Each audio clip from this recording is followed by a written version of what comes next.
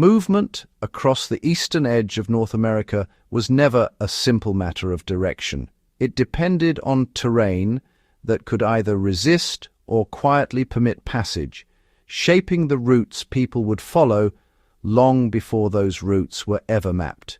One location in particular raises a compelling set of questions. Why does a relatively gentle opening exist within one of the most rugged mountain belts on the continent? How did a landscape formed hundreds of millions of years ago end up guiding human movement in the late 18th century? And could a single ancient event, one that predates human presence by an unimaginable span of time, have influenced the course of expansion toward the interior of a continent? The area in question lies near Middlesboro, Kentucky, positioned close to the Cumberland Gap and bordered by features such as Rocky Face and Pine Mountain. At first glance, this region does not immediately stand out. It lacks the dramatic recognition of more famous geological landmarks, yet its structure reveals something far more subtle and consequential. Within a broader landscape defined by steep ridges, narrow valleys, and dense drainage systems, there exists an anomalous zone where the terrain appears noticeably subdued. This zone, known as the Middlesboro Impact Structure, forms a circular area of lower relief that contrasts sharply with the surrounding mountainous environment. Understanding why this matters requires stepping back to consider the broader Appalachian region. The mountains here are the result of ancient continental collision, an event that compressed layers of rock over distances exceeding 200 kilometers. These forces folded and faulted the crust into a series of repeating structures, including upward arches known as anticlines and downward troughs known as synclines. Over time, these structures became the framework that controls the modern landscape. In this region, the Powell Valley corresponds to an anticline, while the Middlesboro area occupies a syncline. Pine Mountain represents another uplifted structure, part of a massive thrust sheet that extends for roughly 200 kilometers, or about 124 miles. The rock layers within this system vary in strength. More resistant formations form long, continuous ridges, while weaker layers are gradually worn down into valleys. The result is a terrain that appears almost patterned, with parallel ridges separated by deeply incised corridors. Crossing such terrain without modern infrastructure would have been extraordinarily difficult. The slopes are often steep, the valleys narrow, and the drainage networks complex. Watercourses carve through the landscape in unpredictable ways, further complicating travel. Even today, when viewed through digital elevation models, the area reveals a level of ruggedness that underscores the challenge. For travelers in the late 1700s, moving through this environment on foot or with wagons would have required careful route selection, often relying on natural breaks in the terrain. This is where the significance of the Middlesboro structure becomes apparent. Unlike the surrounding ridges and valleys, this area forms a relatively flat, circular depression. It is not a crater in the traditional sense, with steep walls and a central peak. Instead, it is the exposed remnant of an ancient impact event that occurred when the affected rocks were buried deep beneath the surface. Over immense spans of time, erosion removed several kilometers or a few miles of overlying material, gradually revealing the fractured zone created by the impact. The rocks within this structure are more heavily broken and weakened compared to those outside it. This difference in strength has profound consequences for erosion. Weakened rock erodes more easily, leading to a lower, more subdued landscape. As surrounding ridges remained relatively intact, the impact structure became a natural basin within the broader mountainous terrain. What makes this particularly intriguing is its alignment with other key features in the region. The Cumberland Gap, one of the most well-known natural passes through the Appalachians, lies nearby. Rocky Face and other localized gaps further contribute to a discontinuous but connected pathway. When these features are viewed together, they form a kind of natural corridor, linking a series of openings through otherwise continuous ridges. This alignment is not immediately obvious from ground level. It becomes clearer when examining the region from above, where the spatial relationships between these features can be seen more distinctly. The Middlesbrough structure sits in a position that effectively connects adjacent valleys and gaps, creating a route that is more navigable than the surrounding terrain would otherwise allow. The implications for movement are significant. Instead of attempting to cross steep ridges directly, travelers could follow a path that utilized these natural openings, reducing both elevation changes and physical barriers. Even a modest reduction in slope or terrain complexity could make a substantial difference when transporting goods or guiding groups through the mountains. The origin of this structure adds another layer of complexity. The impact event that created it occurred long after the initial formation of the Appalachian structures. By the time of the impact, the region had already undergone extensive folding and faulting. The rocks were deeply buried, and the collision that formed the mountains had long since concluded. The impact introduced a new element into an already complex geological setting, fracturing the rock in a roughly circular pattern. Over time, erosion acted upon this weakened zone, gradually exposing it at the surface. The surrounding ridges, composed of more resistant rock, remained elevated while the impact area was worn down more quickly. This differential erosion is what ultimately produced the distinct topography observed today. Despite the apparent coincidence, the positioning of the Middlesbrough structure relative to the Cumberland Gap and other features raises important questions. The alignment appears almost too convenient, as if the landscape itself had been arranged to facilitate passage. However, geological processes do not operate with intent.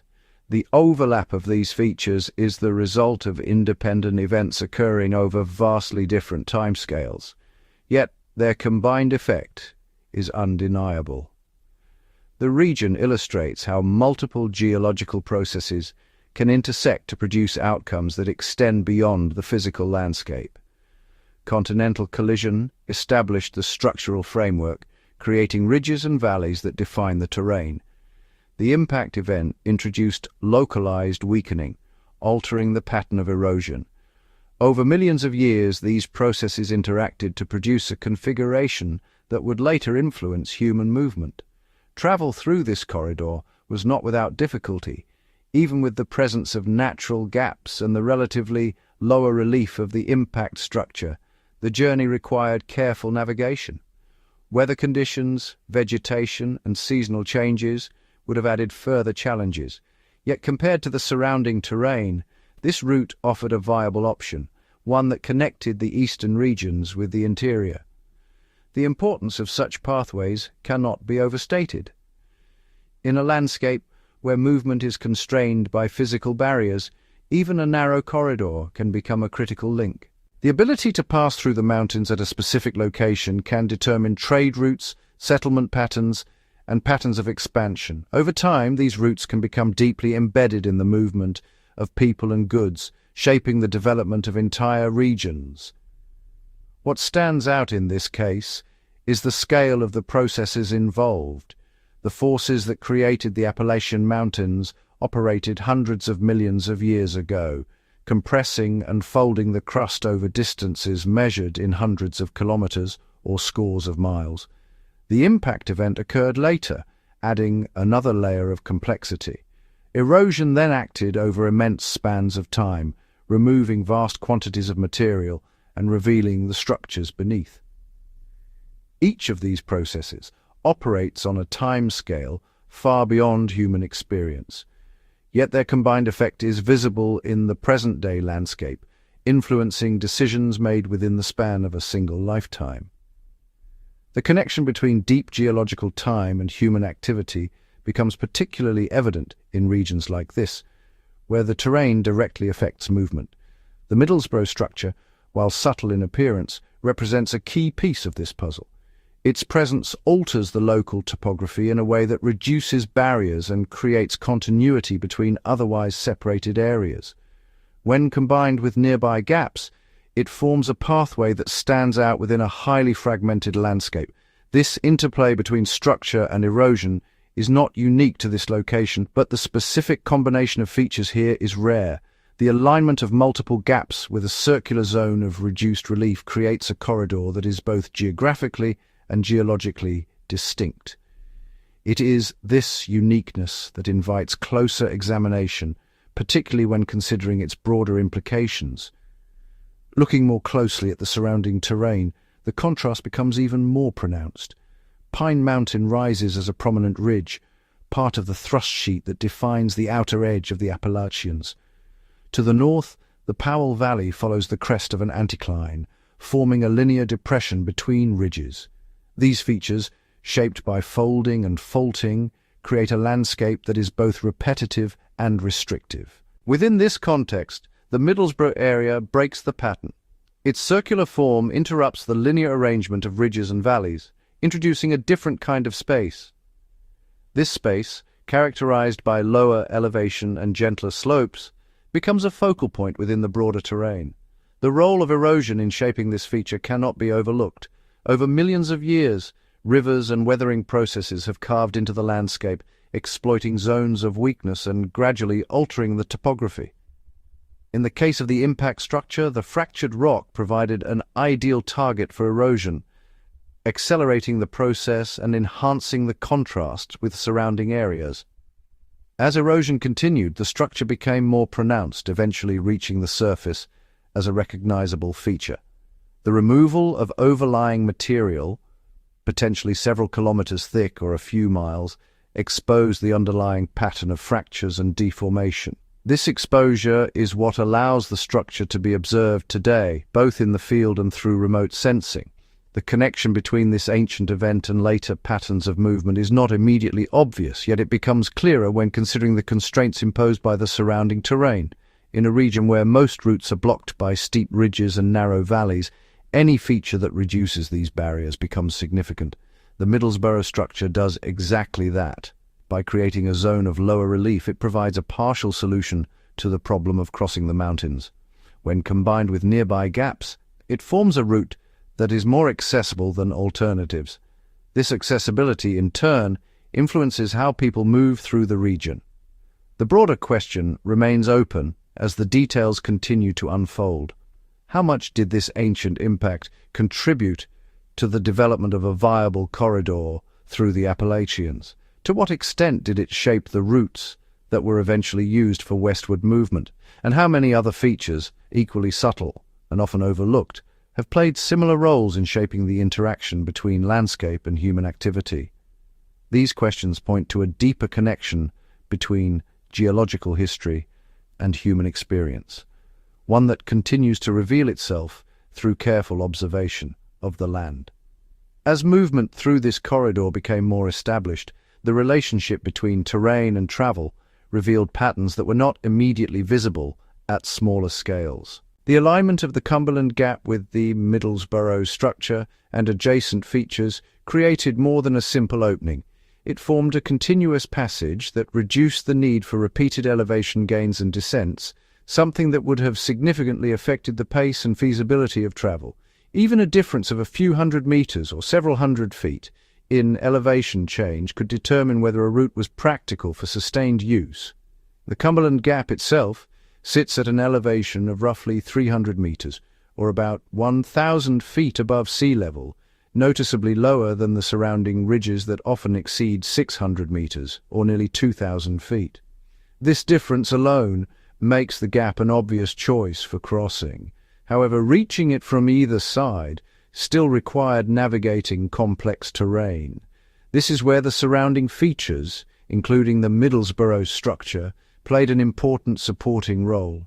The circular basin of the impact structure provided a transitional zone. Instead of approaching the gap through sharply incised valleys or climbing over resistant ridges, travelers could move across a comparatively open area where slopes were less severe and navigation more direct. This reduced physical strain and allowed for more consistent movement, particularly for groups traveling with supplies, livestock, or wagons. When examined through elevation profiles, the corridor formed by these features shows a smoother gradient compared to adjacent routes.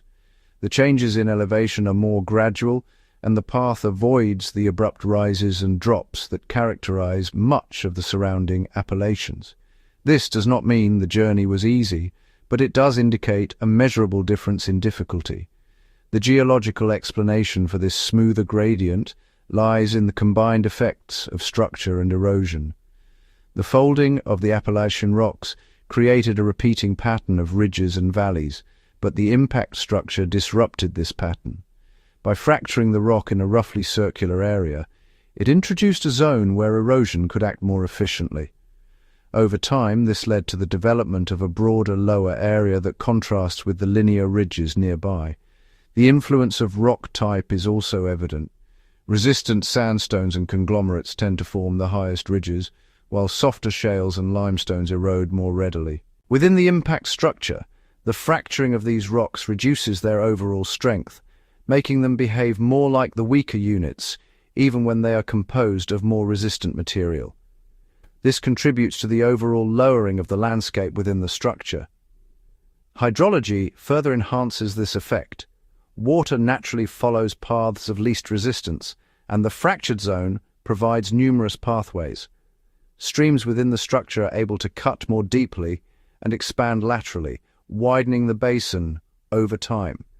This creates a network of drainage that not only shapes the landscape, but also provides access to water, an important consideration for travel. The positioning of this corridor relative to the broader Appalachian system adds another dimension. The mountains extend for more than 2,000 kilometers, or roughly 1,200 miles, forming a barrier that historically limited east-to-west movement. While there are multiple gaps and passes along this range, they are not evenly distributed, and many are isolated or difficult to access. The alignment of features in the Middlesbrough region creates a rare instance where multiple openings connect in a way that facilitates continuous movement. This continuity is key. A single gap can provide passage through a ridge, but without accessible approaches on either side, its usefulness is limited. The combination of the Cumberland Gap with the Middlesbrough structure and nearby valleys creates a sequence of connected spaces, each contributing to the overall route. This connect-the-dots configuration transforms isolated features into a functional corridor. The timing of the impact event remains an important factor in understanding this configuration. The impact occurred after the major phase of Appalachian mountain building, meaning the structural framework was already in place. The introduction of the impact did not create the corridor by itself, but modified an existing system in a way that enhanced its navigability. Over tens of millions of years, erosion acted on both the folded structures and the impact zone, gradually refining the landscape. The removal of overlying rock, potentially reaching thicknesses of several kilometers or a few miles, exposed the deeper structures and amplified differences in erosion rates. The impact structure, being more fractured, responded more quickly, leading to its present form. The apparent coincidence of its location continues to stand out. Positioned near a major gap and aligned with other features, it occupies a critical point within the regional topography. While geological processes do not operate with purpose, the outcome in this case appears unusually well suited to facilitating movement. This raises broader considerations about how landscapes influence human decisions. Routes are not chosen at random, they are constrained by physical conditions. In mountainous regions, these constraints are particularly strong, often limiting movement to specific pathways. Once established, these pathways can persist, shaping patterns of travel and settlement over long periods. In the case of westward movement into the interior of North America, the availability of a viable route through the Appalachians was a defining factor. The mountains represented a significant obstacle, and the ability to cross them at a particular location would have directed movement along specific lines. The Middlesbrough corridor, in combination with the Cumberland Gap, provided one such line. The role of scale becomes evident when considering the distances involved. Moving from the eastern coastal regions to the interior required traversing hundreds of kilometers or several hundred miles. Within this larger journey, the crossing of the mountains was a critical segment. The presence of a corridor that reduced difficulty at this point would have had a disproportionate impact on the overall route. The landscape itself retains evidence of these processes. The circular outline of the Middlesbrough structure can be detected through topographic analysis, while the linear ridges of the Appalachians reflect the underlying folds. Together they form a pattern that records both the ancient collision that built the mountains and the later impact that modified them. Modern mapping techniques, including satellite imagery and digital elevation models, make these relationships more visible. By examining the terrain from above, it becomes possible to trace the connections between features that are not immediately apparent at ground level. The corridor emerges as a coherent pathway, defined by a sequence of aligned elements. If you found this breakdown insightful and want more deep explorations like this, make sure to like, share, and subscribe, and tap that hype icon to help this video reach a wider audience.